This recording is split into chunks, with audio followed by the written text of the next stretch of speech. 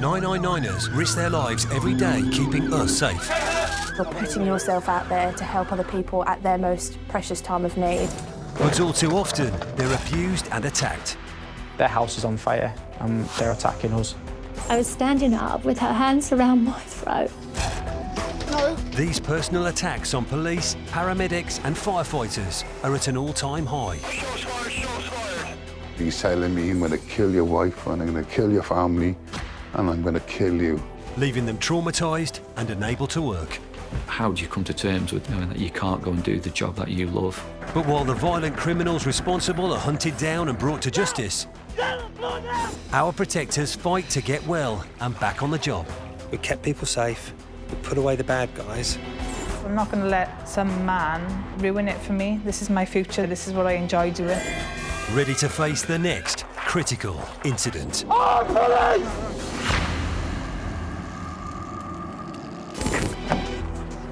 Coming up, a police community support officer is attacked with scissors while apprehending a wanted man. All right, you're wanted for several incidents, OK? All right? All I remember seeing was just quite a lot of blood pouring down my arm. Put it down now! No! Put it down! We explore the importance of body-worn video for police forces across the UK. The footage was a huge element of the case. It's really the video that convicted this man. And a dangerous driver shocks Kent police officers when he leaves the wheel during a pursuit. Driver just swapped seats. Driver looks like we just had the driver swap seats.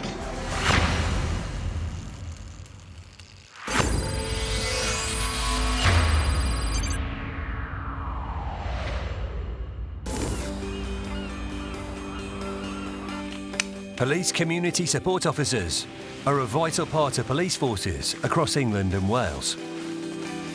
These often unsung heroes work tirelessly alongside police officers to keep the communities safe. Sam Bushin joined the Avon and Somerset Constabulary as a PCSO in 2014. The role of a PCSO differs from a police constable because they deal with the higher risk jobs and the jobs that, for example, require immediate safety to members of the public. And PCSOs will deal with low-level crime and problem-solve issues. And it's also to do with education. So we'll go into the schools and we'll educate children on crime. We'll also how to stay safe. But also I get to engage and speak with lots of members of the public from different backgrounds, ethnicities. And for me, it's almost like every day is a learning day because I also learn so much from the public and their different life experiences and who they are and how they've come to be. PC Daryl Screech and Sam work in the same neighbourhood team, so they know each other pretty well. I really like the camaraderie with officers and PCSOs in the team. It's a really good sort of family feel to the work we do. We deal with issues on different beats around town together quite often, and if a PCSO needs our help or vice versa, we need their help, then we'll communicate and deal with the problem together. This is where I then put him to the floor. Sam's a robust character, he's confident, he knows what he's doing. He's obviously willing to deal with all sorts of situations and throw himself into his work. PCSOs only have limited powers when dealing with the public, and therefore have to rely on their personal skills, quick thinking, and of course, backup from their PC colleagues. I think the challenge of being a PCSO is that there are times we want to arrest someone there and then. And obviously as a PCSO, I don't have that power. We have to try and use our other tools and our other powers to get rid of that person using what we can. It could be a dispersal power or anything like that. We will always solve the problem in another way, just maybe not there and then. And that can be a challenge sometimes to remember that. And Sam's skills were certainly put to the test one evening in August 2019, when he was out on vehicle patrol in part of his neighbourhood beat. Oh. Get on the floor now! Get on the floor! Get on the floor! At the time, I was just patrolling around the parks. It was a nice summer's evening, and I was literally just seeing what was going on and patrolling for what we call antisocial behaviour. A male who was well known to the police, and particularly Sam, had been wreaking havoc in a nearby area. I thought, actually, I'm not too far away from a location that this wanted male had been targeting. Let me go and patrol that area to see what I can find. This male was wanted for multiple offences, including burglary, and theft offences, and I believe there was some warrant out for him for the court. So locally, he was our #1 wanted male. Because obviously he was targeting businesses on my neighbourhood beat area, I was really quite keen trying to find him. And as I was then driving along, I saw a male up on the left-hand side of the road. The male looked a bit suspicious, and that's when kind of the sort of penny dropped, and I went, oh my God, it's him. And so effectively, this is exactly where the incident took place after I've driven down all the way to the bottom of the road and then come back up. I got out of the vehicle and called up to police dispatch. I've got the male, and I named the male over the radio. As soon as I heard that name, my ears pricked up, and I wanted to get there as well as quickly as I could. Obviously, a PCSO without any of the protective equipment that police officers have, and the fact he was single-crewed, there was always that potential that Sam could get injured, given that the male was going to try and run. I then walked towards him, said, just stop there. And at which point, it's where originally he's tried to sort of swing a punch, which is where I then got him to the floor. And so we're on the floor, round about here. As the male has already been aggressive, Sam activates his body-worn video camera. Can I have a unit, please? Sorry. Get on the floor. All right. I'm on the floor. Listen, I'm not moving. I'm on the floor. No. All right, you're wanted for several incidents, okay? All right. Okay? Ow. Okay. Right, listen. As Sam doesn't have the power of arrest, he needs to think on his feet to keep this individual under control. Sorry. Right. Sorry. All right. We've dealt with each other many times, all right? Listen, I'm not going to give you a shot. And I know you've got asthma. Okay. And I know you've got asthma, all right? So let's keep you there, okay? Right, sorry. So I've got the male now on the floor, and he asked for a fag. I want to keep him as calm as possible while waiting for backup. I don't want to start then slapping his hands away from his bag and stop allowing him from what he wants. So I almost seen it as a bit of a bargaining tool. Okay, that's fine, calm down, have a fag, and we'll just wait for police. So he lights the fag, and then he goes to put the lighter back in the bag. His hand is in there for some time, and at the time, I wasn't really concerned about what was about to happen. And I didn't really think anything was going to happen because it wasn't in this chap's character to do something of that nature. Look, all right? Don't. Listen. Get on the floor now! Get on the floor! Get on the floor! Get on the floor now! I wasn't sure what the item was. All I could tell was that it was metal, it was pointy. And it's that point is where I've kicked his legs out, and we've then gone to the floor, and we were kind of on the floor here next to the truck. Later, Sam struggles to stop the offender from harming him with the sharp instrument he's removed from his bag. Have it in your leg! If he was going to do this to me, what would he do to a member of public?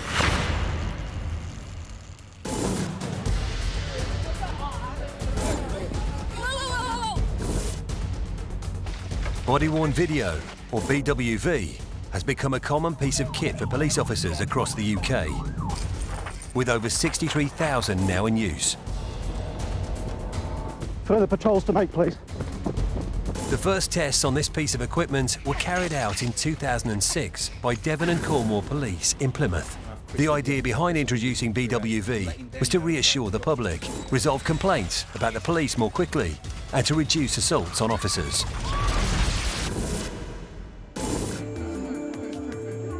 In 2014, Chief Constable Andy Marsh from Avon and Somerset Police was appointed the national lead for body-worn video. Body-worn video footage has transformed aspects of the criminal justice system. So what magistrates, juries and judges now see as a reality of what our officers have to face on the streets, and that can lead to earlier admissions, earlier guilty pleas, better sentencing and faster, quicker justice. These are all really significant benefits.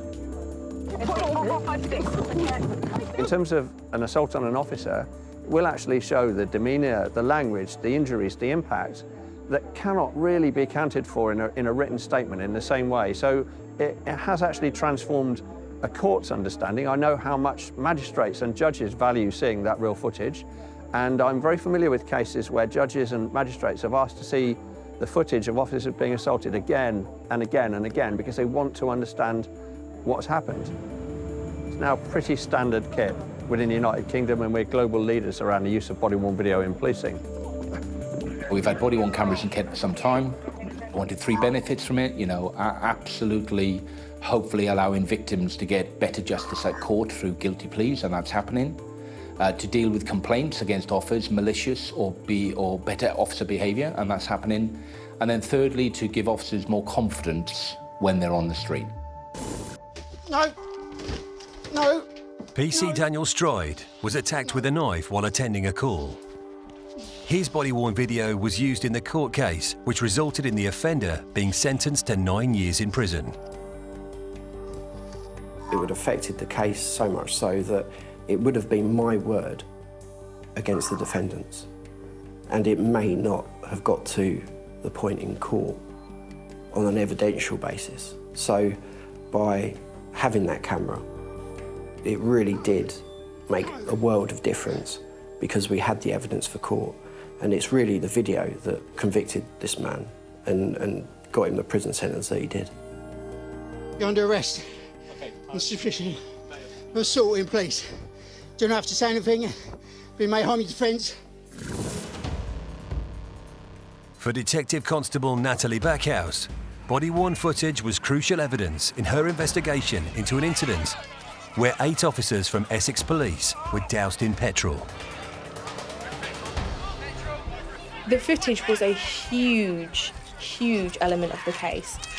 There were over 100, clearly over 100 bits of footage, and they varied from a few minutes long to hours long. You have to evidence them in the case.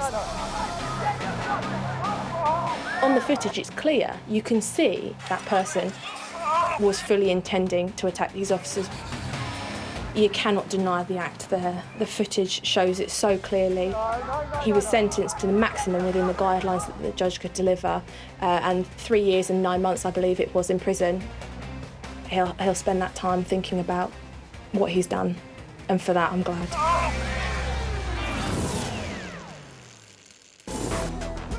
Still to come, PCSO Sam Bushan calls for backup as he struggles to hold on to an offender. On my way to that location, I heard Sam shout over the air on our radio in a bit of a panic. Comms on the area! What you doing? So I started making to that location as quickly as I could. And a retired emergency medical technician looks back on his 32-year career. There were several times I was in an ambulance and there was tears running out of my eyes. To think that human beings would do that to human beings.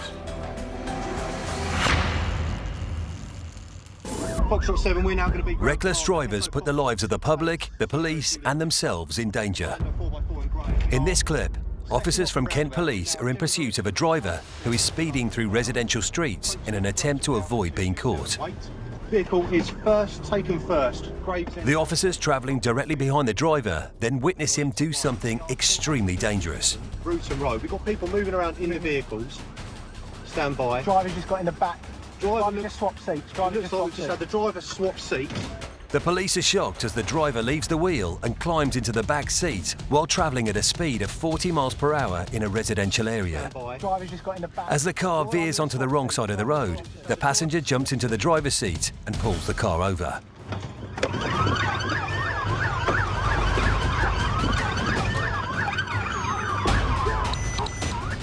The driver is arrested at the scene and charged with dangerous driving.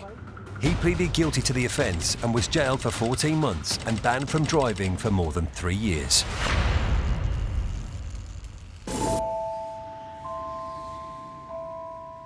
Assaults on emergency service workers don't just leave physical scars. They often leave psychological ones as well. I was a confident, robust sort of individual that left me, and I was fearful of being out in the public. We've all had bad dreams, but a night terror is, you know, it's real. You think it's happening. And in that dream, the suspect was stood over my bed with the knife. And eventually, I stopped going to sleep. I had trouble in confined spaces. I was very reluctant to go inside lifts. And I think this was all to do with the fact that I perhaps saw the ambulance as a confined space that I couldn't get out of. I was walking my dog after being able to walk again, and then this bike was coming down the hill. I just saw the headlight and froze. It just set me off. The headlight It just wouldn't get out of my head. And all I kept seeing for the next sort of 2 hours was headlight, headlight, headlight, flashback. My flashbacks used to be so immersive that I would be completely engulfed by it.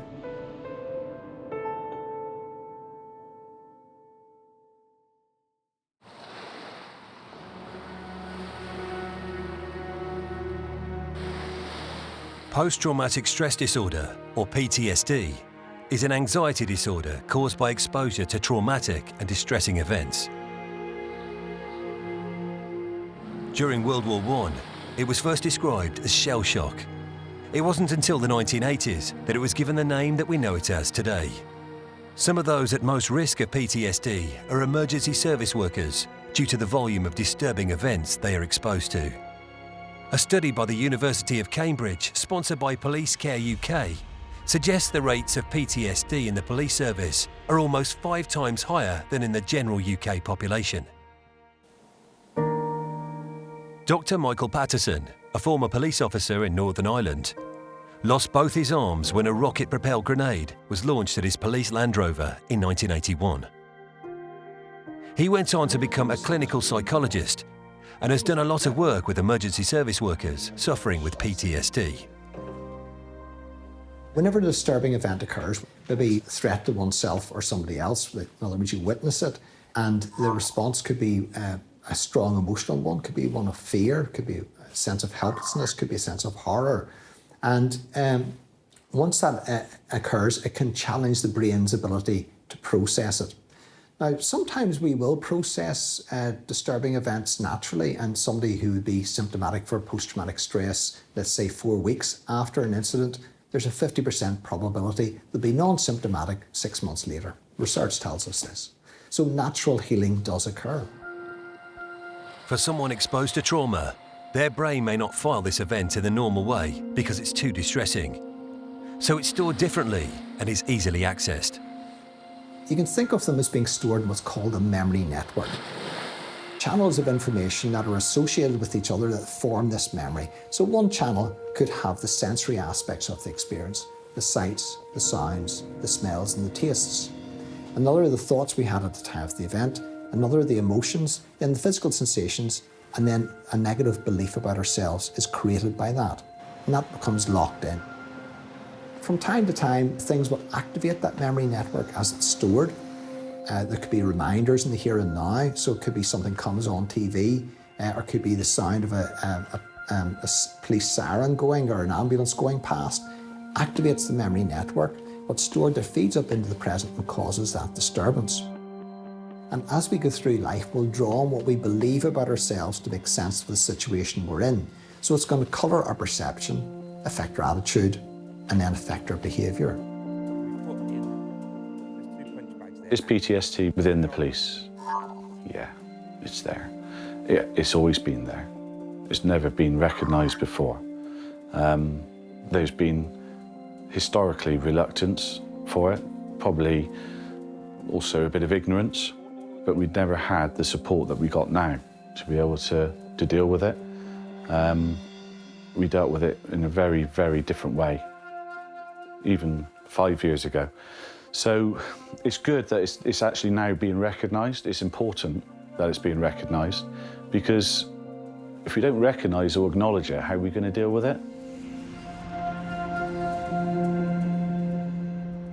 The rise in attacks on emergency service workers led to new legislation being passed.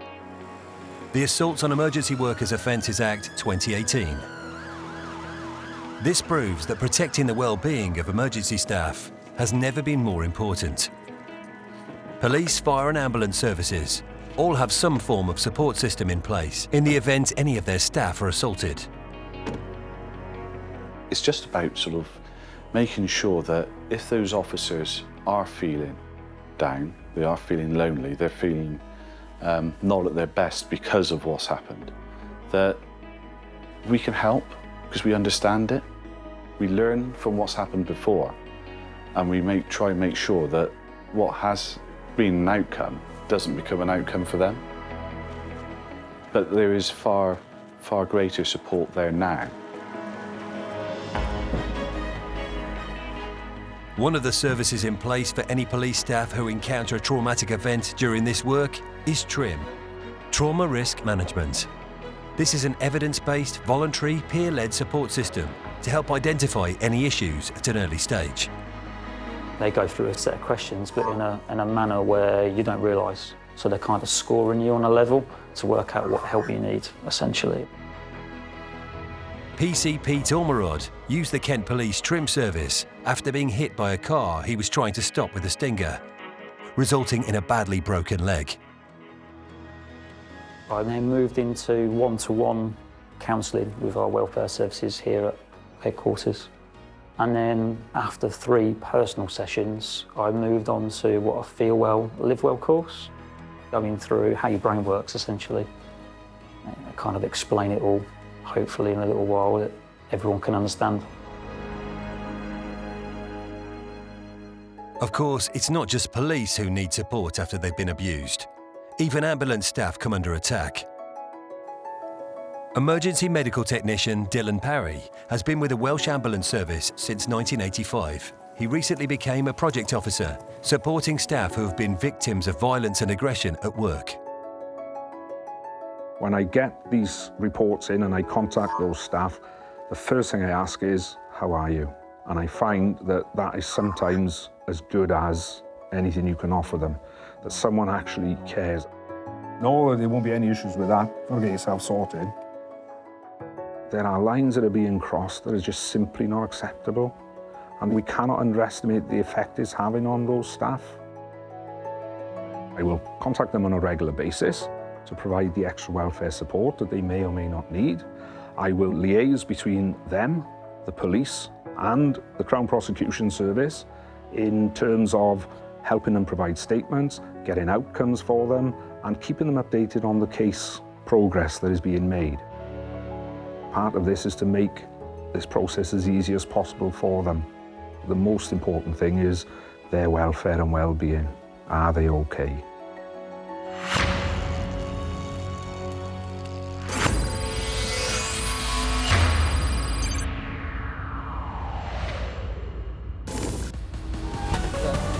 In Somerset, PCSO Sam Bushin is embroiled in a terrifying struggle with a man trying to attack him with a sharp object.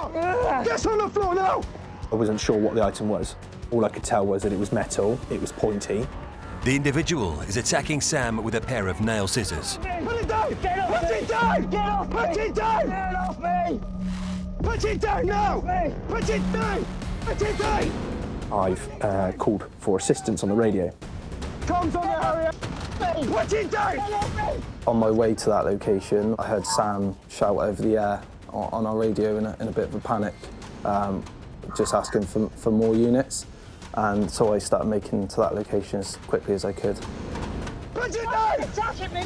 Put it over me! I'm never sure when the scissors actually made contact with my arm. And all I remember seeing was just quite a lot of blood pouring down my arm. I was a little bit scared. Get off of me!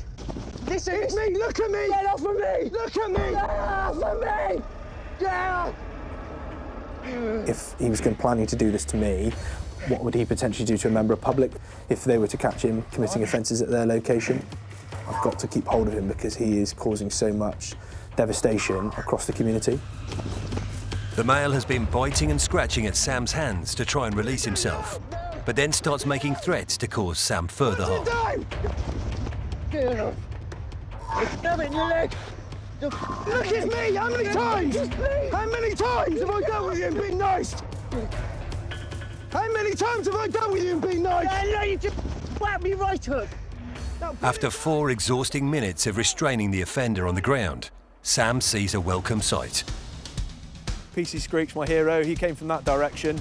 The offender then throws the weapon. He's got a bladed article in his hand. Oh, it's on the floor. You're right, mate. Yeah. And I remember at that point just feeling a massive amount of relief is that actually, 1, I was going to catch this male, and 2, no one was going to come to further harm. Please go and tell me so I've been arrested. You're right, Dad. I'm sorry.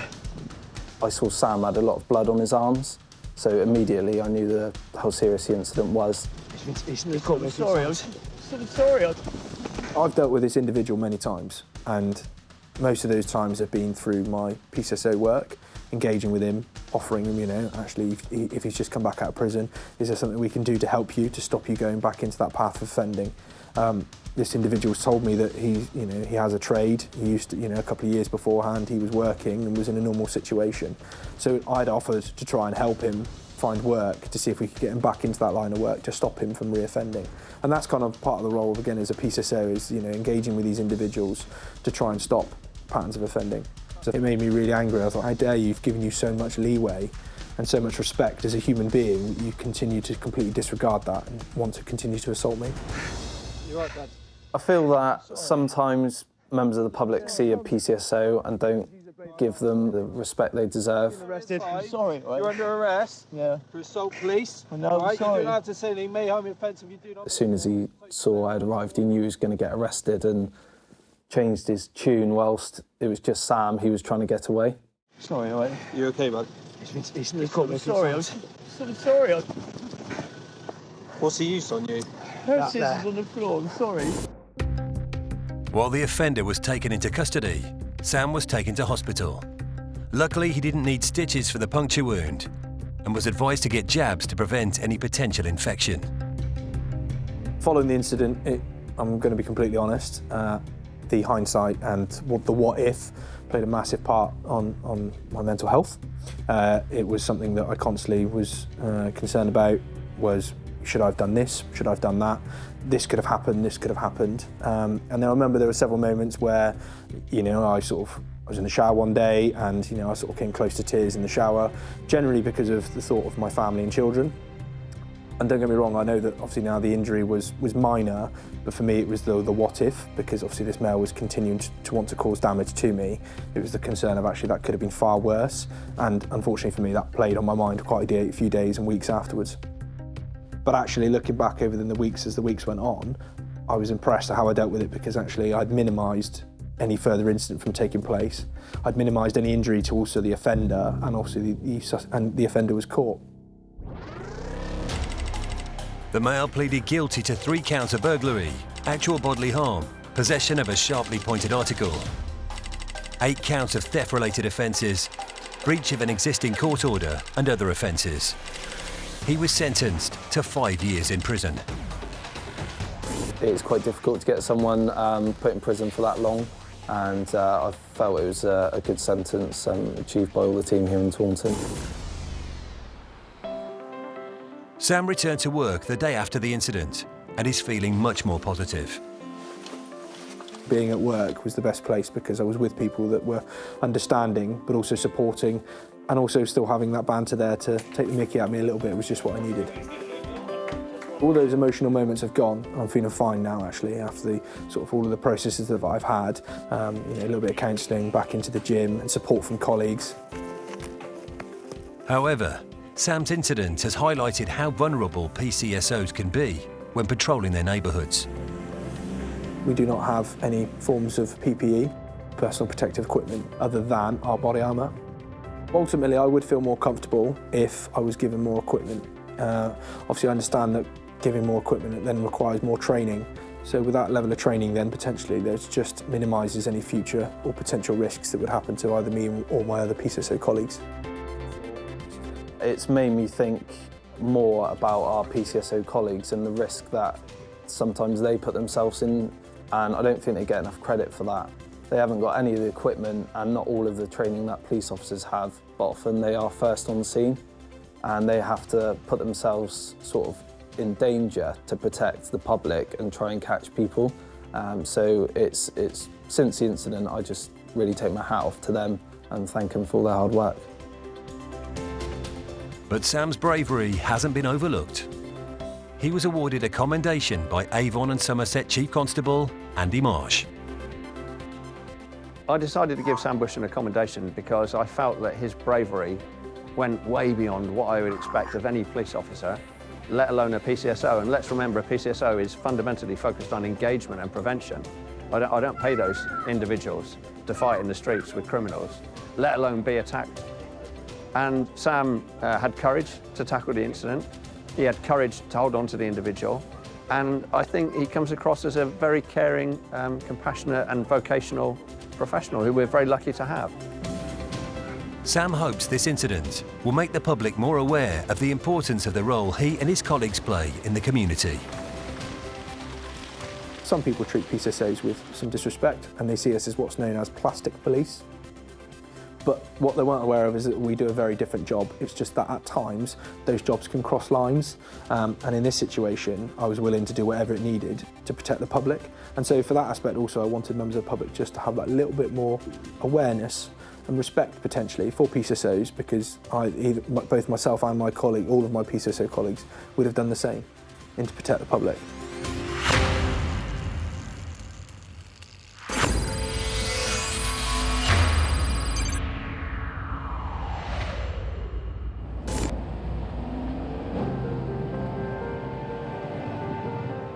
I'm actually from agricultural background. I was agricultural trained. I hoped to become a farmer. That's all I ever really wanted to be.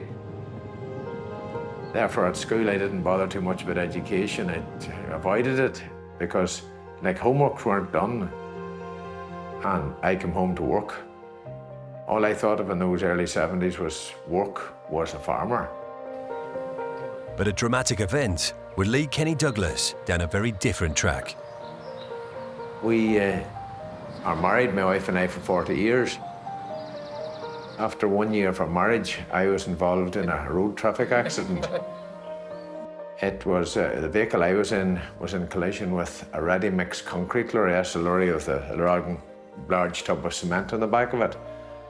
The lorry was right off, so you can imagine what my car was like. I was unconscious. The fire brigade had to cut me out of the car. 2 ambulance men arrived. I didn't know them because I was unconscious. They told me afterwards that they had to start my heart twice with my precordial thump because my heart stopped on 2 occasions. I wasn't expected to live. And here I am today. Them 2 men were very high on my list of people that I admired. They had actually saved my life. Kenny then decided to train as an emergency medical technician.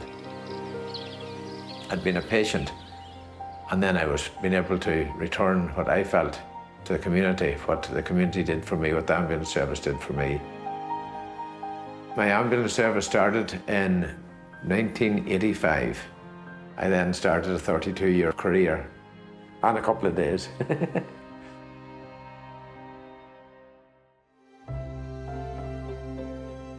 It was great. It was every single day was different from every day beforehand, and you knew that the next day was going to be different again. I got paid to do what I wanted to do, and I loved every minute of it.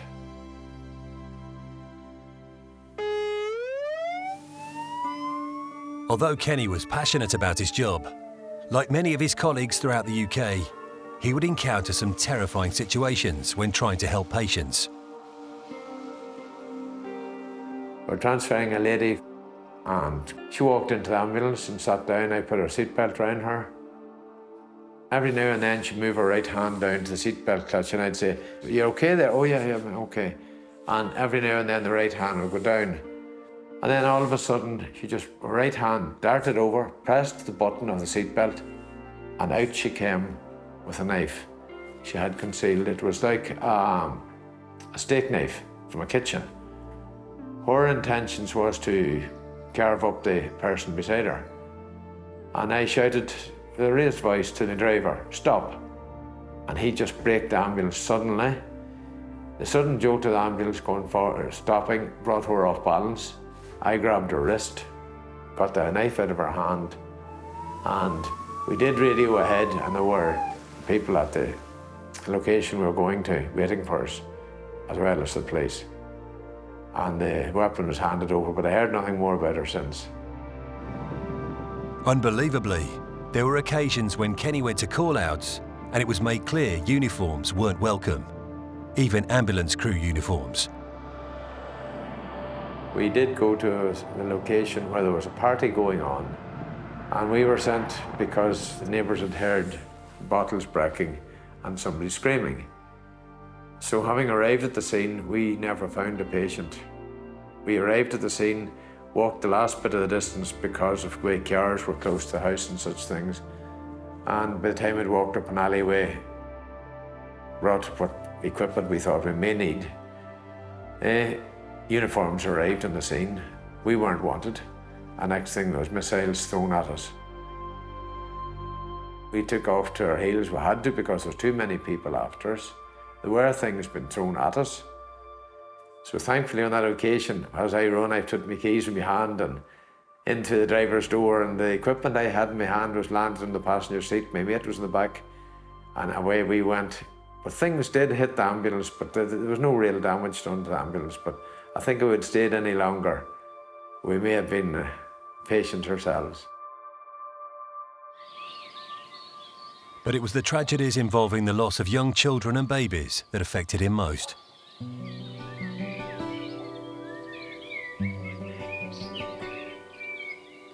One thing I found very difficult was SIDS, sudden infant death syndrome. You go out to a house, I go to a location, and somebody is doing resuscitation, CPR on a baby. And next thing you're handed this wee child in your arms, and you know, literally from a very short time after you've started, that's whether you're going to be successful or not.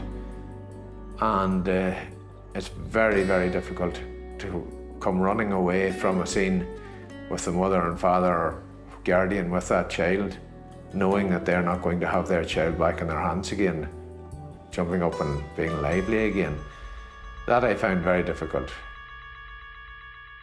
But one of the biggest impacts was that Kenny's career coincided with the religious and political conflict known as the Troubles. I went to a scene of an incident when I wasn't trained. I was only in a short while in the bases. It was a bombing, a culvert bomb where somebody put a bomb into a culvert, a pipe onto the road. And when the vehicle, which they were considering to be their target, came along, they ignited it, whether they pressed a button or pressed a lever or flew a switch or what, I don't know what way they do it, but they watched that car blown into pieces, the two people that were in it. One of them subsequently passed away, he lost his life. The other one, he is in a wheelchair for the rest of his life. I come home many, many occasions. I must admit, there were several times I was in the ambulance and there was tears running out of my eyes. To think that human beings would do that to human beings.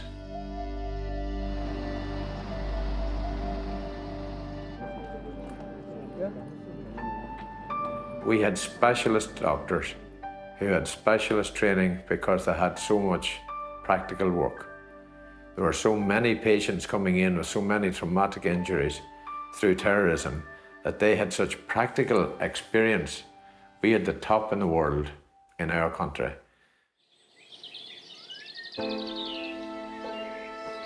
But it's the positive experiences that have given Kenny great satisfaction over the years. And one incident in particular has left a lasting impression. A young girl gave birth to a baby, and the wee baby was premature.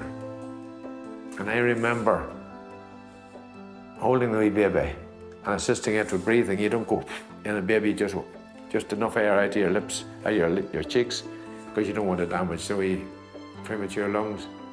And I said to the mother, if you're coming, girl, come on now. And we run with that girl, pressing her wee heart, and everything was going grand. A wee girl was transferred to Belfast. We actually left her in casualty. We're told, guys, go and get your vehicle ready, you're going to transfer to Belfast. We transferred her to Belfast. And I heard nothing about that child other than a few times when I called in and she was always in a wee incubator. I like to follow up with patients. But that was it over. Years and years and years later, I was in a certain location purchasing something in a shop. And a woman says, do you know who I am? She says, no. I said, no. I'm the mother of a wee baby that you told me, if you're coming with this child, come on now. And I thought for a moment, how is that child? I was nearly afraid to ask. She says, she's my daughter and she's now a mother herself. That's how many years it was later. And there was the She was now a granny. It is amazing, and there's some fantastic stories. That's happened in several places where I've had to be reminded of what I had done for somebody by somebody who was very, very excited at having met me again. Kenny retired from his beloved ambulance service in 2017. I planned to leave, and at a reasonably healthy young time in my life, I'm able to do things now and work away for myself. It's not that I've forgotten the work. I pray a wee verbal prayer in my mind each time I meet an ambulance going out the road. I thank the Lord for the time I was there, and that God's blessing would be upon each one of us driving those ambulances.